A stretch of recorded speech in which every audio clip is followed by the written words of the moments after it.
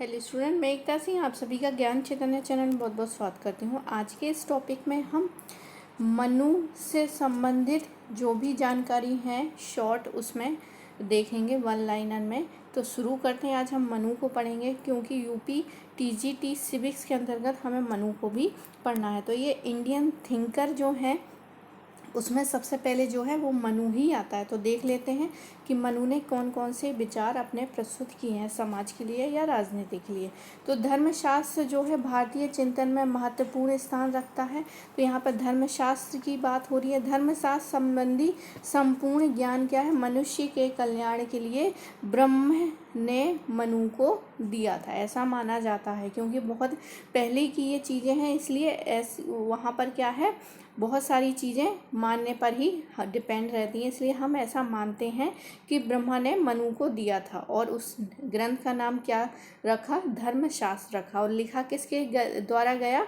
तो धर्मशास्त्र लिखा गया मनु के द्वारा। धर्मशास्त्र में धर्म को राज्य से पृथक माना गया है। तो धर्मशास्त्र में धर्म को राज्य से पृथक माना गया है। धर्म शब्द की उत्पत्ति दृढ़ यानी धातु से हुई है। अब धर्म शब्द की उत्पत्ति यूनानी और उससे तो हो नहीं सकती, क्योंकि ये इंडियन है तो संस्कृत से होगी।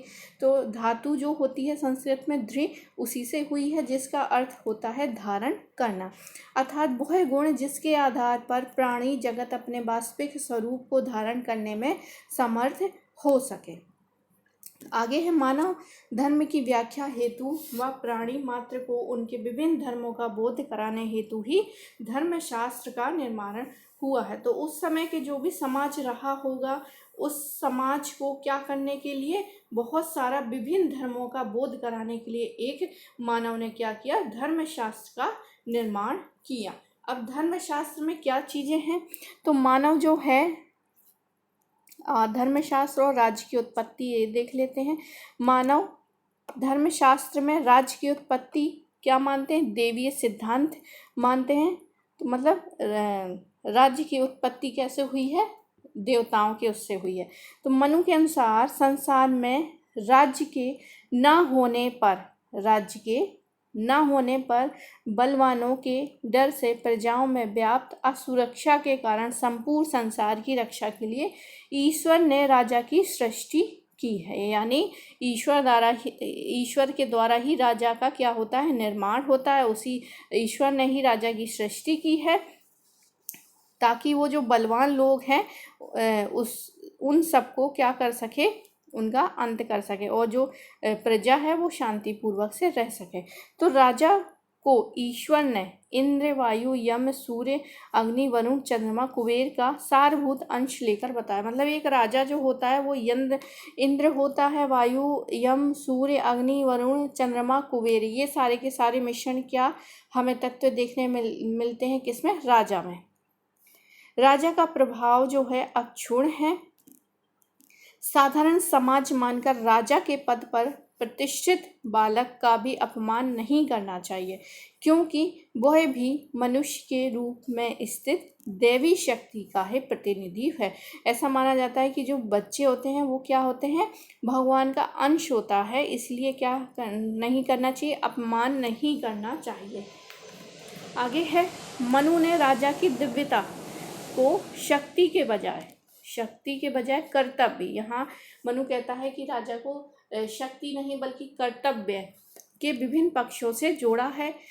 इसे शासक के लोक कल्याणकारी दायित्वों की पवित्रता के रूप में परिवर्तित कर दिया है। आगे है धर्मशास्त्र ने दंड नीति, मतलब किस प्रकार का हमें क्या है? दंड देना चाहिए। तो मनु ने धर्म के 10 लक्षण बताए हैं। धैर्य, क्षमता, संयम, आस्ते, सोच, शुद्धता, इंद्रिय निग्रह, विवेकशीलता, विद्या, सत्य, वाच व आक्रोश। तो ये धर्म के 10 लक्षण हैं। धर्मशास्त्र का उद्देश्य है मानव के विभिन्न धर्मों की व्याख्या व शांति का पथ प्रदर्शन है। मनुष्य की आसुरीय, मतलब मनुष्य जब पैदा होता है तो वो असुर ही होता है। तो मनुष्य की जो असुर प्रवृत्ति का दमन करने हेतु क्या करना चाहिए? दंड नीति का होना बहुत आवश्यक है, ऐसा कहा है मनु ने। दंड का प्रयोग जो है, अब दंड का प्रयोग कैसे करना चाहिए? सम्यक होना चाहिए। दंड का सृजन ईश्वर ने स्वयं किया है। दंड का उद्देश्य धर्म की रक्षा है। मतलब किसी को अगर कोई कष्ट हो रहा है या फिर उसको ऐसा लगे कि दंड है, तो वो क्या है? ईश्वर द्वारा सृजन किया गया है। आगे मनु ने 4 प्रकार के दंडों का उल्लेख किया है। एक तो वाक दंड, मतलब बोलने वाला दंड जो है वाक दंड, दिग्ध दंड, अर्थदंड और भौतिक दंड। तो ये 4 प्रकार के दंडों का उल्लेख करता है। अब राज्य का सप्तांग सिद्धांत, तो धर्मशास्त्र में राज्य की सावयव प्रकृति की कल्पना की गई है। जिस तरह से मनुष्य के शरीर में विभिन्न भाग महत्वपूर्ण है, उसी तरह राज्य में भी विभिन्न अंगों का महत्व होना चाहिए। मतलब एक इंसान के अंग कितने सारे हाथ हैं, पैर हैं, मुंह हैं, तो इसी तरह क्या है, राज्य के भी अंग होने चाहिए। मतलब सप्तांग में उसने 7 तरह के अंग बताए हैं, किसके? राज्य के। तो यहाँ पर 7 तरह के हम बात कर लेते हैं, जिसमें एक स्वामी का होना बहुत ज़रूरी है, राजा का होना चाहिए। उसके मंत्री होंगे तभी उसको अच्छी सलाह देंगे, और फिर राजा क्या है, उनकी सलाह मानेगा या नहीं मानेगा वो राजा के ऊपर डिपेंड करता है। राजा का कर्तव्य या नैतिक अच्छा होगा तो उनकी सलाह क्या हो जाएगा, मान लेगा। तो मंत्री होना बहुत ज़रूरी है।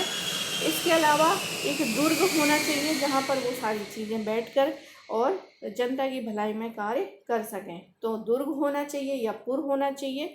और फिर है एक राष्ट्र होना चाहिए। सिर्फ दुर्ग ही नहीं, बहुत बड़ा एरिया भी होना चाहिए, ताकि जहाँ पर जनता उनकी रहती है उससे उनकी भलाई के लिए उनके लिए कार्य कर सके। कौन? राजा। कोष होना चाहिए, मतलब धन होना चाहिए, बिना धन के कुछ नहीं होता है।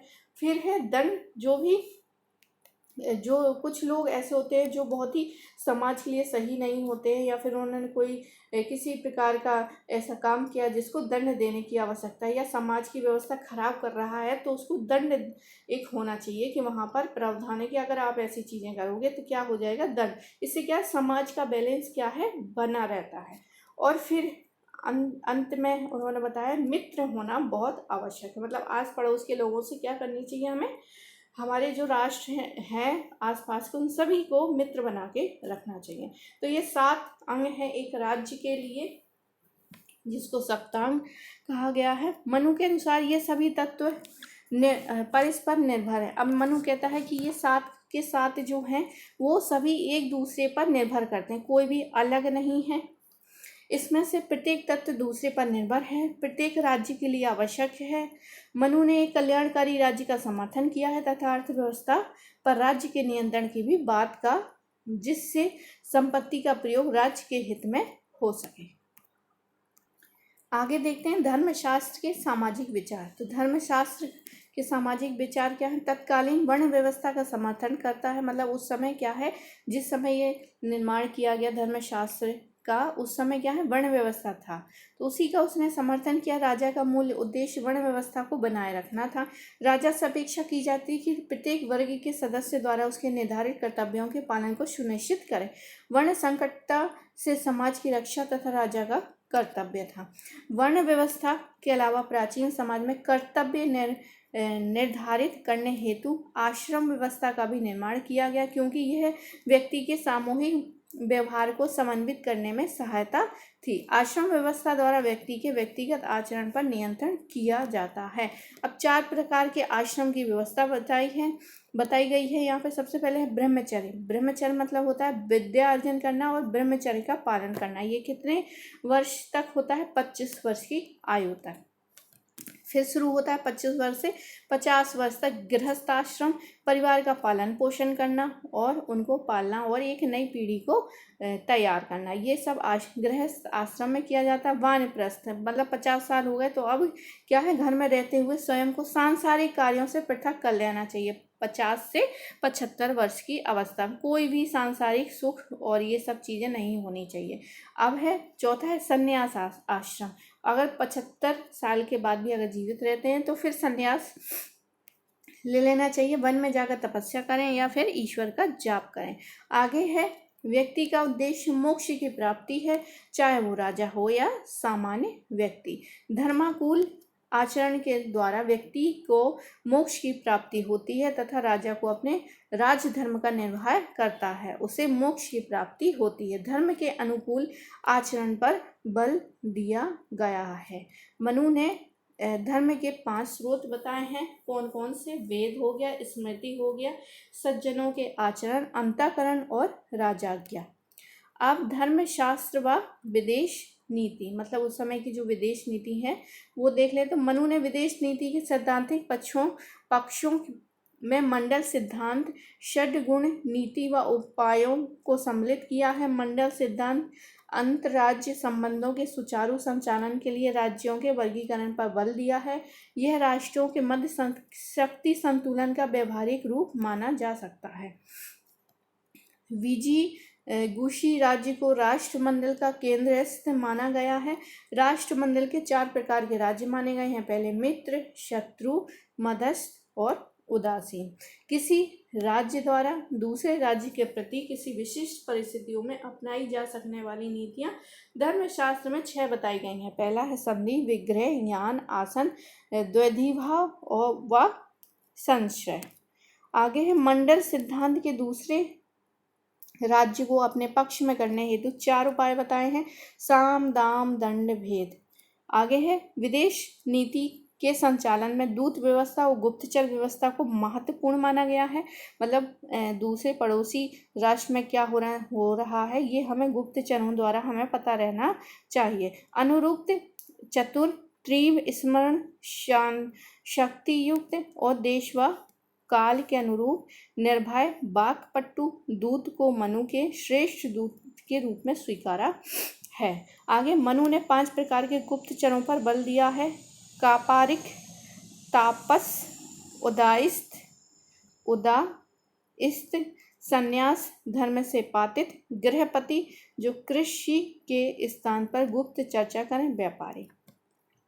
कर व्यवस्था संबंधी नियम देखते हैं। तो मनु ने राजा द्वारा उचित मात्रा में कोष संचय की आवश्यकता पर बल दिया है। धर्मशास्त्र में कर आरोपण संबंधी नियम बताए हैं, जैसे कि सबसे पहला है राजा द्वारा प्रजा के न्यायपूर्वक तरीकों से और कर के लिए नियुक्त अधिकारी के माध्यम से वार्षिक कर प्राप्त किया जाना चाहिए।